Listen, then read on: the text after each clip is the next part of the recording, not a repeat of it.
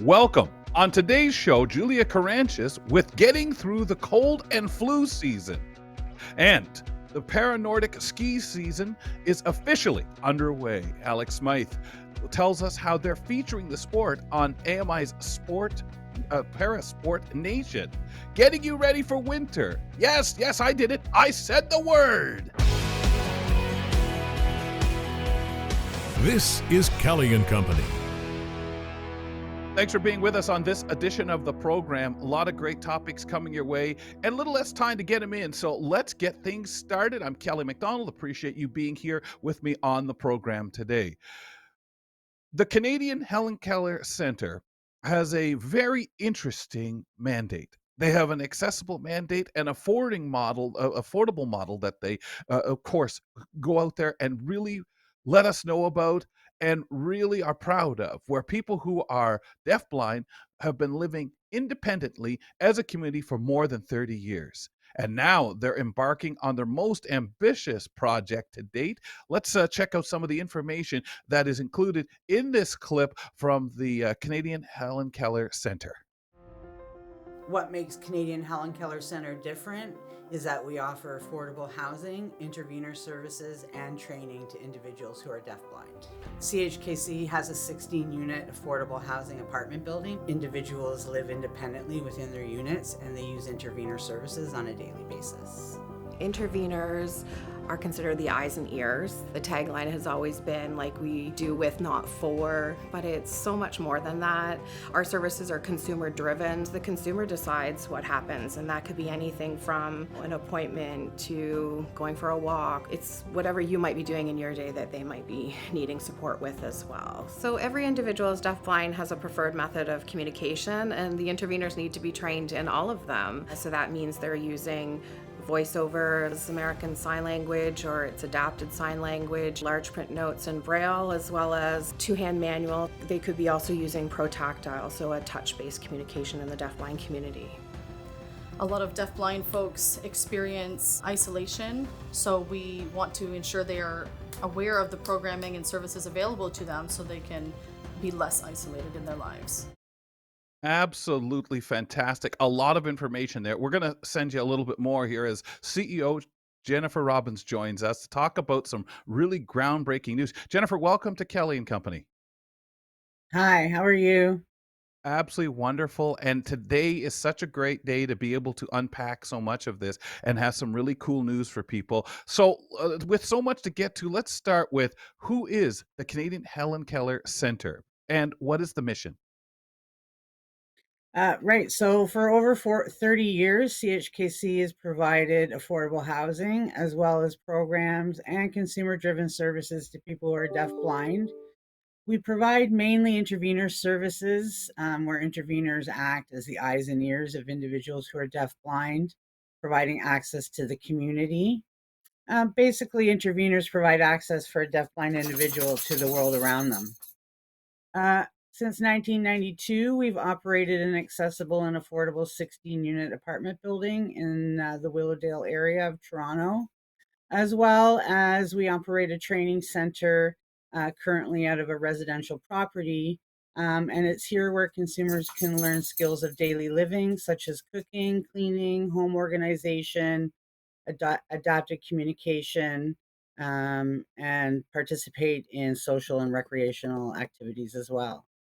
Our Awesome. mission is basic. It's to empower the deafblind community through consumer-driven services and opportunities that maximize independence. Fantastic. And again, I understand we got a lot from the video, so I appreciate you just kind of recapping that for me too. Why was it important for you to look at accessible housing for people who are deafblind in Ontario? I think some of us may not really have an idea of other what we hear from what you just said, but this affordable piece is absolutely crucial. Well, with only 16 one-bedroom units in our current apartment building, we've had an ever-growing waiting list, and vacancies are pretty few and far between. This has created a need for additional affordable housing for individuals who are deafblind and their families. The last vacancy we had in our current property was in 2019. And I would say in 32 years of existence, we've only had about 14 vacancies. So Wow. it Oh, man. really has developed a need for people um, who are deafblind to have that safe and affordable opportunity. That's absolutely It's staggering. Like, when you say yeah, 30 it's years and 4, that's unbelievable. yeah, yeah. It's really a place that's safe where individuals can navigate in their homes Yes. independently and with access to programs and services. I think it's been a really successful model for CHKC and for our current residents. Okay. The new location with the groundbreaking that happened, you wanna tell us and the audience a little bit about that? What happened yesterday? Well, we broke ground at our new property at 158th Street, which is in the Etobicoke area of Toronto. We're That's where we're going to be building a 56 unit apartment building for people who are deafblind and people with physical disabilities. We really saw a need for safe and affordable housing in the community. We know that most people who are deafblind are living on fixed incomes and they can't afford current housing rates in Toronto. So, it's been many years in the making, and it certainly is a very exciting endeavor for CHKC, but for the entire community as a whole.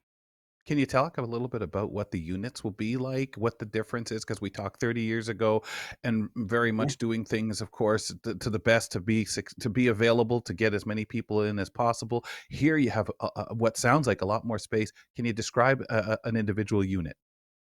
Sure.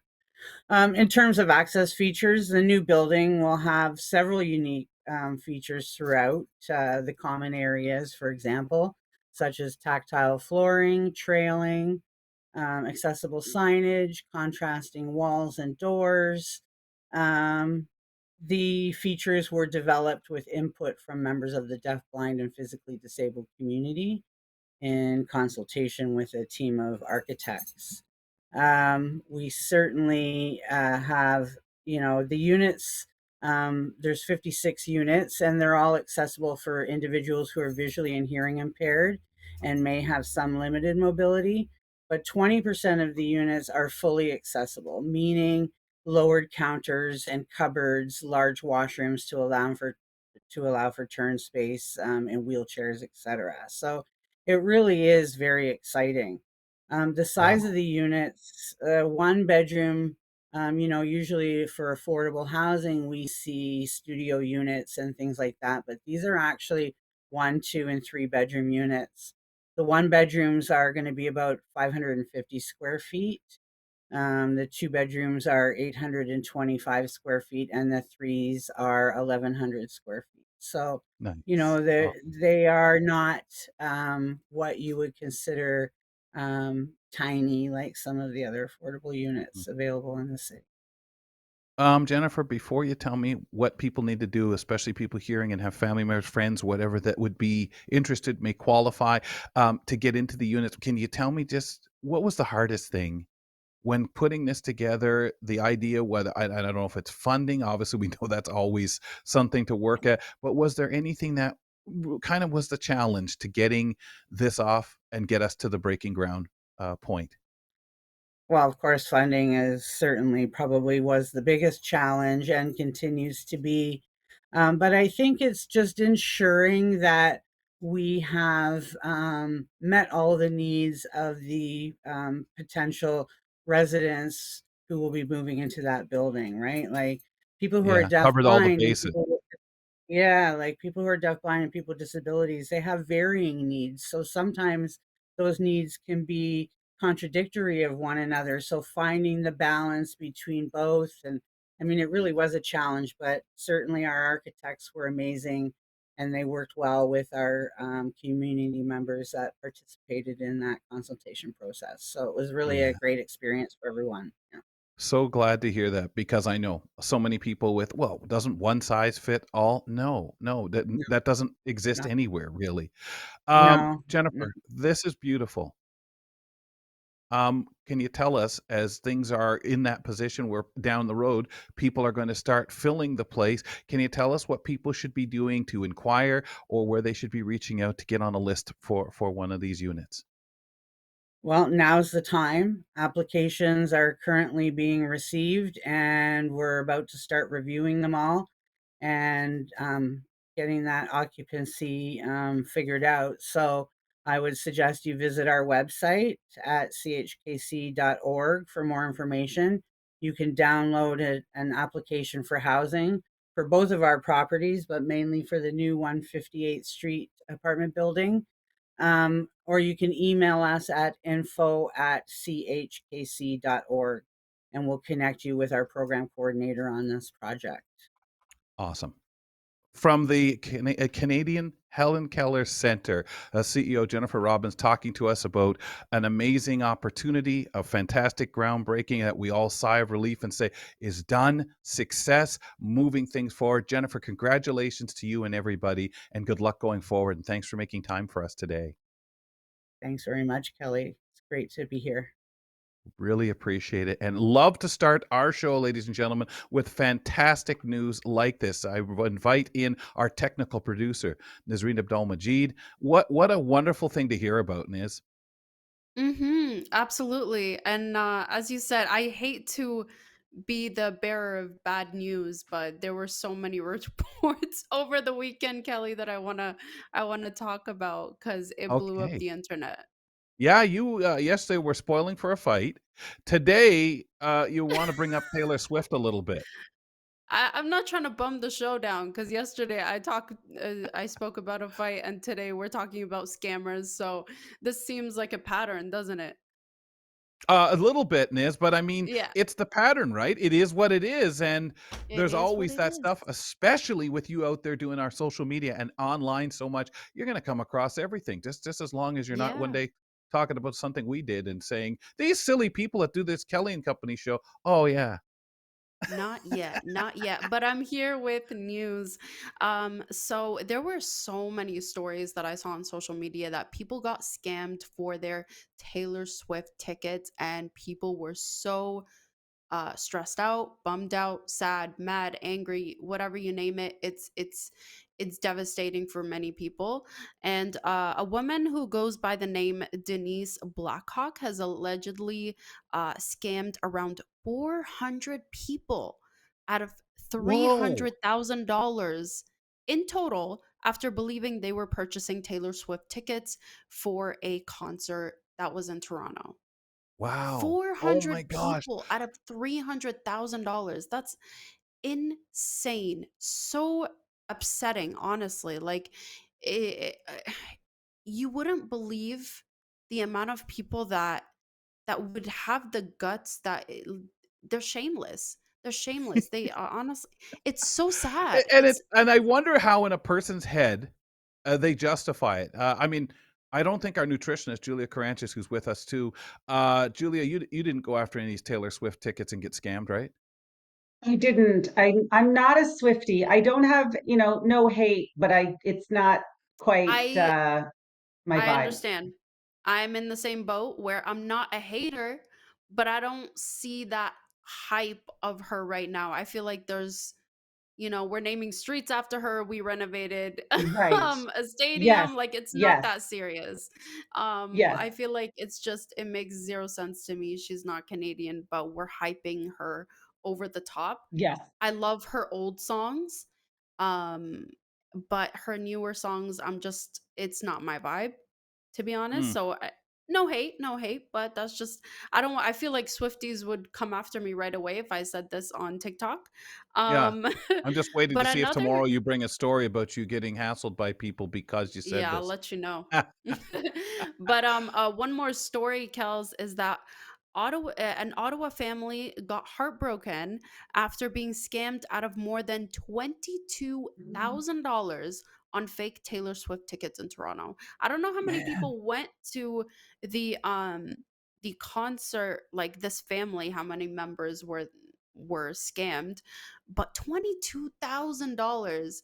So there were many Yeah. scammers. I've Because seen weren't so tickets many. a lot around, like, really high, like $1,000 for some tickets, and I I wonder if that's kind of Yeah, the venue that these folks and obviously, if you think you're getting a deal, well, maybe not. Maybe you don't even Mhm. have to do that, you just say, "Hey, I'm selling some Swift, tickets, here's" wow, and maybe it's not the big deal where you'd think, "Hey, wouldn't you sell them cheaper to get them to move?" I don't think someone would yeah, have to, so because people are exactly. happy to get them. The Yeah, Go the ahead. amount of people that would spend that much on tickets is really, it baffled Yeah. me. It baffled me because my sister's coworker said she spent $9,000 on one ticket. So One that ticket? is beyond Oh my me. gosh. I thought that was to 9,000. take a family. People would go crazy. No, that's one ticket. So that I Wow. don't understand. I would Speaking of never going crazy yeah. though, wouldn't people really go crazy if she came down and I'm not trying to jinx her with a cold or a flu? Like, what if these Oh, shows couldn't you have to happen, postpone right? it? Oh my God. No. No, I think what we do is call Julia Karantjas in, our nutritionist who's here, as mentioned a moment ago. Julia, can we actually help ourselves not catch a cold besides just staying away from Yeah. everyone? Yeah. Well, yes. I mean, staying away from everyone is a good plan, but not Preferable. realistic. Yes. Yeah, there are some things we can do to help us decrease our chances of getting a cold and flu this season. And as we approach the season, probably a great time to chat about it. We want to focus on keeping our immune system strong, which is really this, is what prevents us from getting sick. It's what attacks the foreign invaders that enter our body and cause us to have all these nasty symptoms. And I think, as most of us have experienced, as we get older, it seems to take longer to get over. So, preventative care is a great place to start when you're entering cold and flu season and making sure that you're starting off with a strong line of defense. Um, and I know we hear the old remedies and people go back and forth with some of those. And I don't think necessarily some of them are old quack remedies, were they, Julia? When you Mhm. think about the things you were told to stay away from a flu or a cold, what I always find interesting is the timing. You could take the third week of November, and all of a Yeah, sudden, a bunch of people have the cold or a flu, like a bunch, not always, even connected across the country. Yeah. always. I always got Oh, sick in November. It's interesting. Nazreen, you too? I was gonna say, yeah, absolutely. I have such a weak immune system. So I'm always constantly sick and right away, like it hits instantly for me when the weather changes. What type of remedies did you guys grow up knowing that it would quote unquote help that Mm, our parents used to say to us? Because for me, it would always be either lemons, which is kind of Yes. obvious, like citrus helps. But one thing that my grandparents used to always say, "Oh, just rub olive oil on your skin and you'll just feel better." But this was after every type of sickness that we went yes, through. went right Olive through, oil right? was the Yeah. type, yeah. It was For just everyone. the It one was the thing, yeah. universal. It was universal. It I was a thought it was just universal us cure. Palestinians, but I feel like a lot of people Yeah. went through the same I thing. I had not really heard of olive oil, and I don't know about you, Mhm. Julia. I mean, you think about all the No. powers you talked about it with. I mean, me, it was just vitamin C. If you start feeling sick, get your vitamin C. And Vicks was the cure for everything when you were sick. Vicks, Yes. yes. Yes, orange juice and garlic, and we Yes. used a lot of olive oil because we're Greek, but so you think we would have gone the olive oil route, but we went more orange juice, focus on the vitamin C, and then garlic was a big one. And you I've can, I never mean, heard of lemon and garlic. garlic, it sounds gross, but you can make a really nice tea with Mhm. lemon and garlic and add honey to make it taste a little more palatable, and that's a great drink, cocktail, warm beverage to have when you are coming down with something or when you have something. Wouldn't Lemon people and, put and something garlic. on Garlic is great. their people would put something on their neck with garlic because what, breathing it in also is vapors, Yeah, along with other yes. things that make it more viable? And there's honey lozenges now, and people are really discovering the benefits of honey and the soothing properties of honey. And so now you can just get lozenges that are straight honey, or some of them have some added things into it, like the vitamin C Interesting. or the zinc, which is really helpful. So, I mean, there is a lot of natural remedy available for people to use preventatively as well as when they get sick. You know, Mhm. preventatively, vitamin C is great, drinking your orange juice, eating all your citrus fruits. Vitamin D is really important, and doctors are very, very conscious of this now. And it's very easy to get a blood test to see what your vitamin D levels are.